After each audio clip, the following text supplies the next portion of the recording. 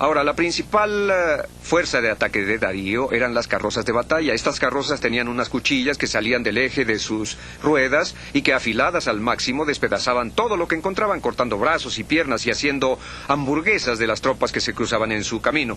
Y si se mandaban 300 carrozas de guerra en contra de una fuerza opositora y empezaban a volar brazos y piernas en todas direcciones, se lograba desmoralizar y disminuir la habilidad militar de las fuerzas enemigas. Eso le había funcionado siempre a Darío y Alejandro sabía que esa sería su estrategia.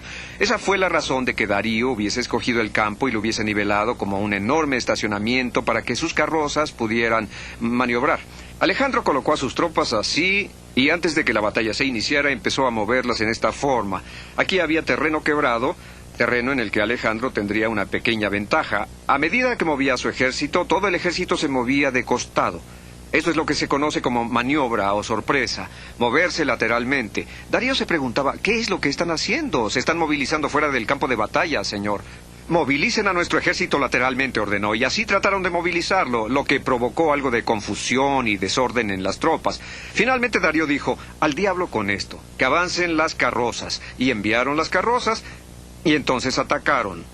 Todas iban directo a ese muro de tropas, pero en el momento crítico, Alejandro ordenó a todos sus hombres voltearse con sus escudos colocados a los lados y con sus lanzas fuera de los escudos y apoyadas en la tierra, con las lanzas en la tierra y los escudos al frente. Lo que los caballos veían era un muro de escudos, como un muro de madera, con lanzas apuntándoles. Los hombres pueden atacar muros sembrados de lanzas, pero los caballos son más inteligentes. Los caballos y las carrozas empezaron a voltear y a medida que lo hacían comenzaron a chocar entre ellos, lo que creó una gran confusión. Dieron vuelta alrededor del ejército alineado y en la parte trasera esperaban los hombres de Alejandro con lanzas, espadas y arqueros para atacarlos y hacerlos pedazos, acabando así con esta carga. En este punto, Darío dijo, esto es ridículo, ¿qué es lo que está sucediendo? Estaba muy confuso, habían roto las líneas o ya era tiempo de avanzar. Alejandro consideró llegado su momento crítico se presentaba y entonces Alejandro estaba aquí, al frente de sus tropas, y él siempre estaba al frente de sus tropas y creía que no podía ser muerto. Por eso siempre cabalgaba al frente con una armadura blanca, una pluma blanca y montado en un gran caballo negro. Y si se quería saber en dónde estaba la batalla, había que buscar al caballo negro con el jinete blanco.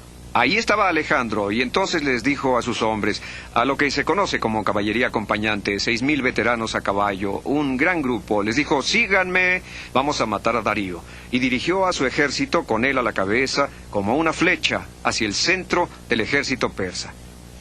Igual que una flecha, les dijo, síganme, y se dirigieron hacia donde se encontraba Darío. Desde luego, Darío nunca anticipó que algo como esto pudiera pasar. Se dijo, ¿qué es lo que está pasando? ¿Viene directo hacia usted, señor? Pues deténganlo, eso es lo que tratamos de hacer, señor, pero no habíamos anticipado que él podía iniciar un ataque, una ofensiva en contra de nuestras fuerzas. Era un ataque brillante, producto de una estrategia brillante, porque en esta estrategia la única parte de la totalidad del ejército de Darío que podía enfrentarse a Alejandro era esta parte. La parte que estaba frente a Alejandro. Todo el resto del ejército era inútil porque no tenía contra quién pelear. Y no solo eso, Darío no podía ordenar al resto de su ejército que avanzara mientras se enfrentaba a un ataque directo contra su propio campo.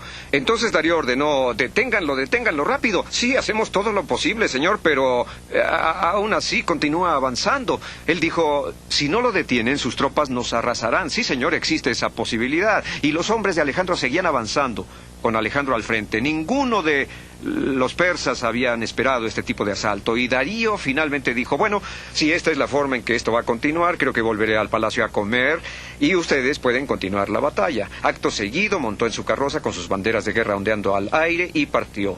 A su alrededor se encontraban sus generales, quienes dijeron, señor, no nos gustaría que comiera solo, por lo que iremos con usted. Montaron en sus carrozas y también se fueron.